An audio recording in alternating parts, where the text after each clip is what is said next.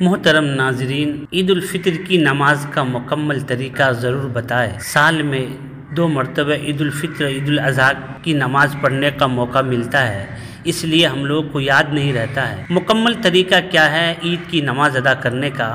آئیے سنتے ہیں۔ پہلے بیرونی ٹاؤن کا فتویٰ دیکھتے ہیں، اس کے بعد دارالعلوم دیوبند کا بھی فتویٰ ہم آپ کو سنائیں گے۔ عیدین، عید الفطر اور عید الاضحیٰ کی نماز پڑھنے کا مکمل طریقہ۔ سوال: عیدین کی نماز کا مکمل طریقہ کیا ہے؟ الجواب: واضح رہے کہ عیدین، عید الفطر عید الاضحیٰ کی نماز دین کے شعائر میں سے ہے اور عیدین کی نماز سے مقصود مسلمانوں کی شان و شوکت اور قوت کا اظہار ہے۔ یہی وجہ ہے کہ عید کی نماز عیدگاہ میں پڑھنا مسنون ہے تاکہ زیادہ سے زیادہ مسلمان ایک جماعت میں شریک ہو سکے۔ شہر اور بڑا گاؤں جہاں جمعہ قائم کرنے کی شرائط پائی جاتی ہیں وہاں عید کی نماز پڑھنا واجب ہے۔ تاہم جمعہ اور عید کی نماز کی شرائط میں فرق یہ ہے، جمعہ کے درست ہونے کے لیے خطبہ شرط ہے، جبکہ عید کی نماز کے لیے خطبہ شرط نہیں، سنت ہے۔ اسی طرح عید کی نماز کے لیے اذن عام کا ہونا بھی شرط نہیں۔ جمعہ اور عید کی نماز کے لیے جماعت کا ہونا شرط ہے۔ انفرادی طور پر جمعہ یا عید کی نماز ادا کرنا درست نہیں، جماعت کے ساتھ پڑھنا ضروری ہے۔ لیکن جمعہ اور عید کی نماز کے لیے کتنے افراد ضروری ہیں، ان میں فرق ہے۔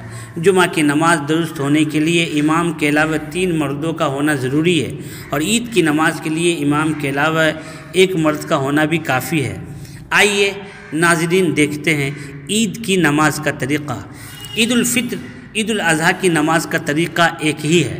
عید کی نماز کے لیے اذان اور اقامت نہیں۔ جب نماز کھڑی کی جائے تو عید کی نماز 6 زائد تکبیرات کے ساتھ پڑھنے کی نیت کرے۔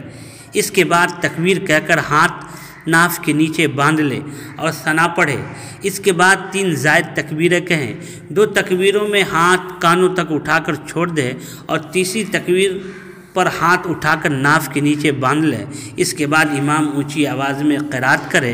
قرات مکمل ہونے کے بعد بقیہ رکعت رکوع سجدہ وغیرہ دیگر نمازوں کی طرح ادا کرے۔ پھر دوسری رکعت کے شروع میں امام اونچی آواز میں قرات کرے۔ اس کے بعد 3 زائد تکبیر کہیں۔ تینوں تکبیروں میں ہاتھ کانوں تک اٹھا کر چھوڑ دیں، پھر ہاتھ اٹھا لے بغیر چوتھی تکبیر کہہ کر رکوع میں جائے اور پھر دیگر نمازوں کی طرح 2 سجدوں کے بعد اتحیات، درود اور دعا پڑھ کر سلام پھیر دے۔ پھر نماز مکمل کرنے کے بعد امام 2 خطبے دے۔ دونوں خطبوں کے درمیان تھوڑی دیر بیٹھے۔ خطبے یاد نہ ہو تو دیکھ کر پڑھ سکتے ہیں۔ عید الفطر عید الاضحیٰ کے خطبے درج ذیل۔ اگر مذکورہ خطبے پڑھنا بھی مشکل ہو تو دونوں خطبوں میں حمد و صلوات اور چند آیات پڑھ لینا بھی کافی ہے۔ نیز عیدین کے خطبوں کی ابتدا و انتہا کے درمیان تکبیرات پڑھنے کا بھی اہتمام کرنا چاہیے اور عید الفطر کے مقابلے میں عید الاضحیٰ کے خطبوں میں تکبیرات زیادہ کہنا چاہیے۔ تو ناظرین، آپ سمجھ گئے عید کی نماز کے بارے میں۔ بالکل عید الفطر ہو یا عید الاضحیٰ، دونوں کا طریقہ ایک ہی ہے۔